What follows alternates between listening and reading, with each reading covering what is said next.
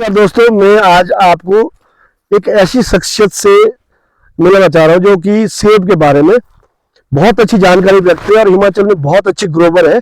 और जिनके द्वारा जो हमको जब इनके बारे में पता चला कि ये पूरे हिमाचल में इनके द्वारा बड़ी अच्छी वैरायटी के जो रूट स्टॉक नई वैरायटी के एप्पल आ रहे हैं उसकी सप्लाई भी करते हैं। इनके अपने भी गार्डन है, तो हमने इनसे सीख लेते हुए हमने एक छोटा सा गार्डन लगाया है। और हिमाचल की बहुत बड़ी हस्ती है एप्पल के बारे में, जो लोगों को नई युवा जनरेशन जो आजकल नौकरी की तरफ भाग रही है उनके लिए एक सीख है। तो इन शख्सियत से आपको मिलाऊंगा जिनका नाम है अनीश अमराइक जी। अनीश जी नमस्कार। नमस्कार जी।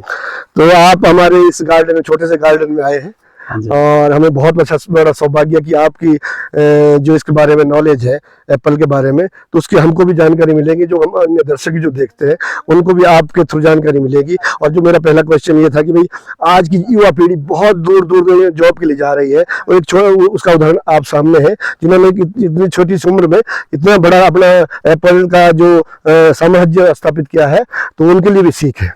तो सबसे पहले तो मैं आपको ये जानकारी लेना चाहूंगा कि जो आजकल लोग रूट स्टॉक की तरफ जा रहे हैं, तो क्या ये सही कदम है या पहले जो ट्रेडिशनल था उस पर अंतर क्या है? जो पहले हम लोग रॉयल के प्लांट लगाते थे, तो उस पे और इस पे पहले तो अंतर क्या है? और दूसरा, इस पे जाना चाहिए या फिर दूसरी हाई डेंसिटी में जाना चाहिए, उसके बारे में थोड़ी आप जानकारी दीजिए।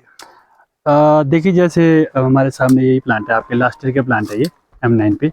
और अगर मैं सीडलिंग और M9 पे कंपेयर करेंगे तो क्या होता है कि जितना आपका छोटा रूट होता है, तो अगर फ्रूट की हम बात करें तो आपको जल्दी आपको रिटर्न देना स्टार्ट करता है।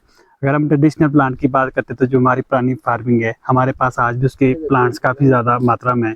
रॉयल की बात करते हैं, एक तो उनकी कनॉपी काफ़ी बड़ी बनती थी और धीरे धीरे अगर जिस तरह से हमारा जो क्लाइमेट है, मौसम जो चेंजिंग जो इसमें आ रही है, जो हमारे को क्या होता है कि जो ये ओल्ड वैरायटी जो हमारी रॉयल की, इसमें कम से कम चिलिंग हाउस के GM में 1500 से 1600 घंटे के आसपास, जो आपको कम हो रहा है, आज के डेट में हो नहीं रही।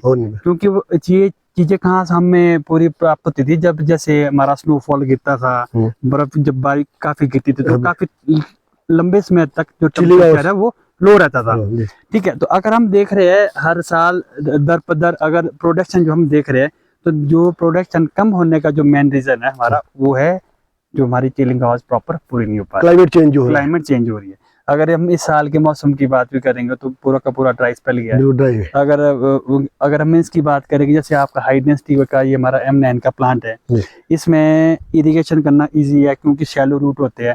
आप हल्का सा भी अगर पानी देते हैं, इसके रूट ज्यादा ऊपर रहते हैं, नहीं ज्यादा फैलेंगे, शैलो रूट रहते हैं, छोटे छोटे बारीक वाला। हाँ, तो मतलब कि सीडलिंग का उसका ऑपोजिट होता है। टैप रूट होगी, उसके बाद आगे फीडर रूट निकलेगी, तो उसका सर्कल काफी लंबा चलता है। और बात करते हैं इसमें क्वालिटी फ्रूट की, अगर हम सीडलिंग और इसकी फ्रूट की बात की जाए, एक तो इसमें क्या होता है कि आपने फर्स्ट ईयर पौधा लगाए, अगर आपकी मेंटेनेंस अच्छी है तो सेकंड ईयर आप कम से कम 2 से 3 केजी फ्रूट लेना स्टार्ट कर सकते हैं। थर्ड ईयर में आपका 5 से 6 केजी तक पहुंच जाएगा। अगर 4 से 5 साल की बात करेंगे तो 5 साल के बाद आप कम से कम इस प्लांट से 10 से 20 केजी आप फ्रूट ले सकते हैं 5 साल में। अगर हम वहीं सीडलिंग की बात करें, अगर आप ट्रेडिशनल प्लांट लगाते हैं, बड़ा ऑर्चर्ड लगा रहे हैं, रॉयल के जो हमारे प्लांट थे, कम से कम 14 से 15 साल तो उसे तैयार करने में लग जाएगा। बिल्कुल। ठीक है जी। फिर जब वो प्रोडक्शन पे आता है तो 2 से 3 अगर हम क्रॉप ले रहे हैं, जो मौसम चला हुआ है, तो उसके बाद उसका प्लांट बनना शुरू हो जाता है। और इसकी लाइफ अगर हम इस प्लांट की बात करें तो आपको इस सेकेंड ईयर से देना स्टार्ट कर लेता है। अगर फ्रूट क्वालिटी की बात करें, अगर जो जितना भी आपका इस प्लांट से फ्रूट निकलेगा वो कम से कम आपका 99% निकलता है क्वालिटी फ्रूट। अगर हम वही सीडलिंग की बात करेंगे रॉयल की, तो हमारे भी अपने ऑर्चर्ड है। अगर मेरे 10 पेटी निकलती है, तो अगर मुझे इस लेवल की एक्सट्रीम क्वालिटी तैयार करनी है तो 10 से मेरे ख्याल से बड़ी मुश्किल से 3 बॉक्स में निकाल पाऊंगा। बाकी के 7 बॉक्सेस कहीं ना कहीं वो सेकंड इस लेवल के नहीं होंगे। ठीक है जी। अगर हमने 100 भी करना है, बराबर भी चलाना है, थोड़ी मिक्सिंग भी करनी है, फिर भी हमारे पास अगर 10 बॉक्स होते हैं ना, तो 5 बॉक्स सही निकलेंगे, 5 बॉक्स क्वालिटी अच्छी नहीं निकलती। तो उसमें हमें सैक्रिफाइस करना पड़ा, हमारी मजबूरी है मिक्सिंग करने के लिए। ठीक है जी। तो अगर हम इसकी बात करेंगे तो बौना पौधा रहता है, सनलाइट प्रॉपर आती है और शैलो रूटेड होने की वजह से आप न्यूट्रिशन प्रॉपर दे पाते हैं इसमें। तो इसकी वजह से जो भी उसमें फ्रूट की जो क्वांटिटी आती है निकल के वो सारी की सारी बेस्ट अच्छी क्वालिटी का आता है। अच्छी एक अंतर तो ये हो गया, एक अंतर मेन चीज। और सेकंड तो देखिए आप टाइमिंग, ठीक है ना जी, टाइमिंग है, क्योंकि आज की डेट में अगर मैं अपनी जनरेशन की बात करूंगा, हम भी ये चाहते हैं कि हमने आज लगाया, हमें खाने के लिए हमें कल मिल जाए, वही चाहते लोग, ठीक है ना जी। जो हमारे पहले ट्रेंड था, मेरे पिताजी ने लगाया मैं खा रहा हूँ, मैंने लगाया मेरा बच्चा खा रहा है, मैं मेरी उम्र सारी काम करते निकल जाएगी, पर जब रिटर्न की बारी आ गई तब तक लंबा प्रोसेस रहता है। पर इसमें ये इसका पूरा ऑपोजिट है। सेकंड ईयर आपको मिलना जाएगा। जैसे आपने कहा था कि फर्स्ट लीफ में से कितना लेना चाहिए इसमें एप्पल जो, अब देखिए जैसे अगर प्लांट की कनॉपी पे डिपेंड करता है। जैसे सेकंड ईयर है, क्या होता है लोग थोड़ा क्या करते हैं कि थोड़ा क्रॉप पे जल्दी चले जाते हैं, लालच होता है जल्दी। पर वो नहीं करना चाहिए फर्स्ट ईयर, क्योंकि इसको भी रूट एरिया भी स्टैब्लिश करने में थोड़ा टाइम लगेगा। तो कम से कम इसे जब आप सेकंड ईयर जो आपकी फर्स्ट क्रॉप होती है 5 to 10 फ्रूट आप ले सकते हैं। अगर आप जैसे इस साल हमारा अच्छा है, प्लांट की जो कनॉपी है, ग्रोथ है, स्ट्रेंथ है प्लांट की अच्छी है, तो ये 5 से 10 फ्रूट इजीली कवर कर सकता है।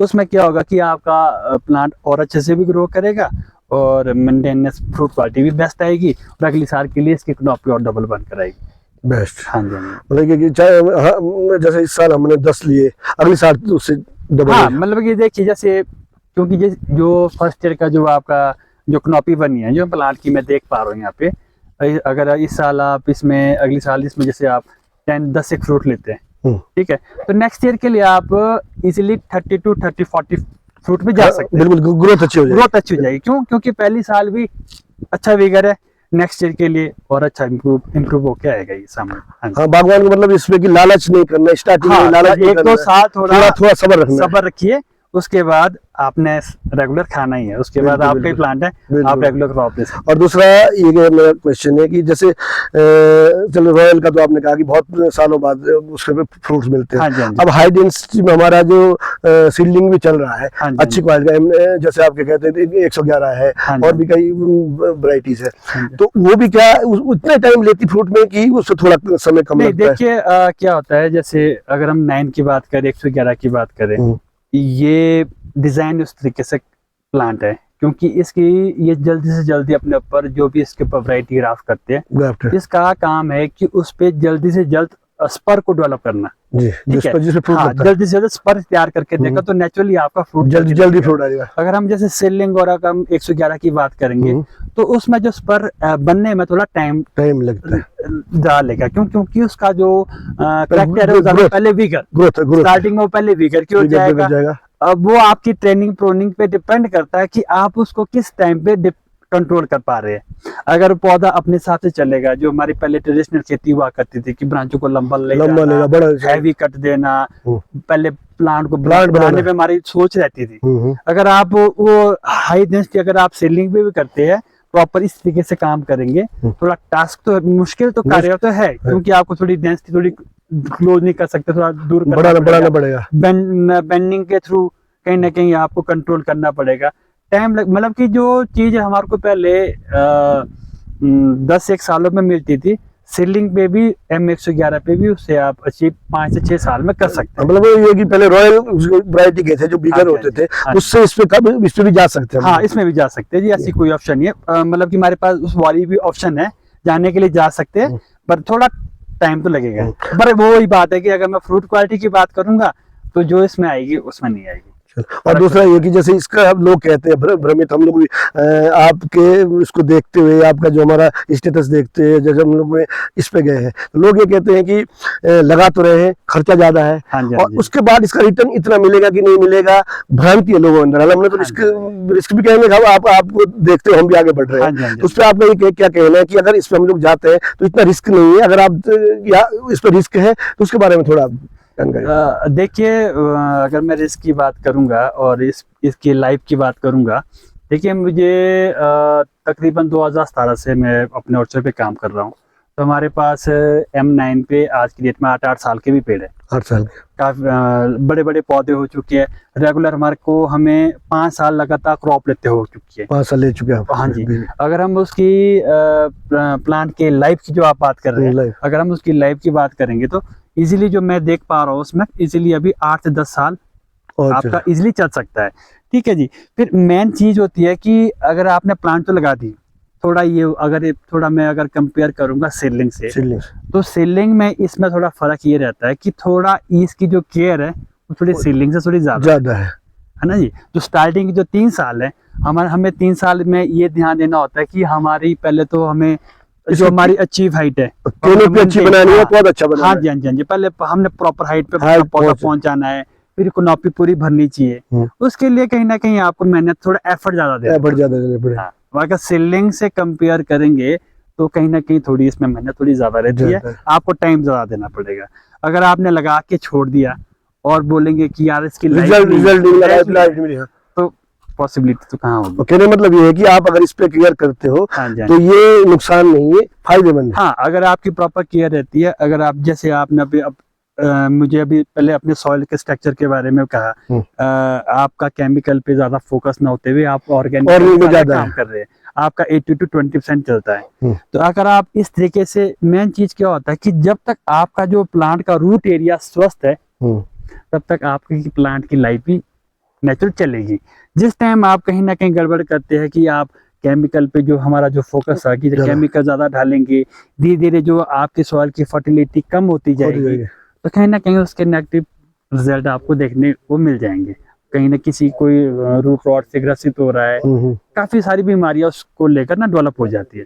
अगर आप सिस्टम से चलेंगे, स्टार्टिंग से ही अपने ऑर्चर्ड को एक तरीके से चलाएंगे तो लाइफ बहुत ज्यादा है इसकी, मतलब ठीक है, लाइफ घबराने की जरूरत नहीं। देखिए, अगर आप 10 साल भी एक प्लांट से निकाल देते हैं तो मैं ये समझता हूँ कि 10 साल इसकी क्रॉप लेना, ये समझिए कि सीडलिंग के 30 साल।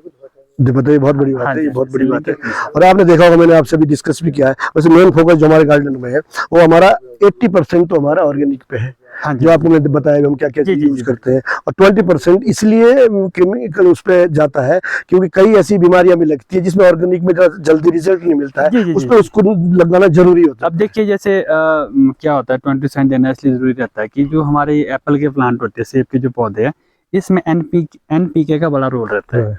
वो कहीं ना कहीं आपको किसी न किसी माध्यम से देना पड़ेगा। अगर आप ऑर्गेनिकली देना चाहेंगे तो उसका प्रोसीजर बड़ा लंबा होता है। बिल्कुल, जैसे कि मैंने आपसे अभी कहा कि हमें आपको जैसे सर नॉचिंग करनी है यहाँ पे, ठीक है, तो आपको यहाँ पे रिएक्शन चाहिए एकदम से, उसको कहीं ना कहीं आपको फर्स्ट जो फ्लो पड़ेगा वो आपको हैवी केमिकल पे ही आपको जाना पड़ेगा, क्योंकि जो प्रोवाइड एनपीके आपको डायरेक्ट केमिकल प्रोवाइड कराएगा ना जी, तो उससे जल्दी ग्रो, हाँ जल्दी ग्रो करेगा। उसके बाद आप उसको धीरे धीरे स्लो कर सकते हैं। जो आपने जैसे देखिए, आपने जो मटीरियल डाला हुआ है ये धीरे धीरे लीच होता रहेगा और प्लांट को मिलता रहेगा। मतलब कि खेती जो होनी चाहिए आपकी मिली हुई खेती होनी चाहिए। कोशिश ये है कि बेग्स ऑर्गेनिक की तरफ चले। हाँ जी, हाँ जी। तो और दूसरा ये कि आपको नए लोगों के, नए जनरेशन के लिए क्या संदेश है, इस जो आपने गार्डन देखा, गार्डन का क्या कैसा लगा आपको हमारा, और दूसरा क्या संदेश देना चाहते हैं? देखिए, काफी अच्छी मेहनत कर रखी है आपने, बहुत अच्छी परफॉर्मेंस आपके प्लांट की है, फर्स्ट ईयर में बहुत अच्छी आपने ग्रोथ अचीव की है। मैं तो न्यू जनरेशन को यही राय देना चाहूँगा, मैं ये नहीं कहता कि आप कोई बहुत बड़े स्केल पे काम कीजिए, पहले छोटे से स्टेप पे काम कीजिए, उसकी बारीकी को समझिए। जब आप उसकी बारीकी तक जाएंगे तो नेचुरल आपको रिजल्ट अच्छे मिलेंगे। क्योंकि जैसे आप इस इलाके में, तो ऑलमोस्ट मैं यहाँ के लोगों को भी कहना चाहूँगा, आप बहुत अच्छे तरीके से काम कर रहे हैं, तो आइए, सीखने में कोई शर्म नहीं है। बिल्कुल बिल्कुल, ये फार्मिंग एक हमारा मेन माध्यम है, मिलजुल के कर सकते हैं जिसको एक दूसरे के सहयोग से आगे बढ़िए तो रिजल्ट अच्छे नजर आएंगे। चलो, धन्यवाद रमेश जी, बहुत बहुत धन्यवाद। आप हमारे ऑर्चर्ड में आए और आगे भी आपका सहयोग लेते रहेंगे। बहुत बहुत धन्यवाद।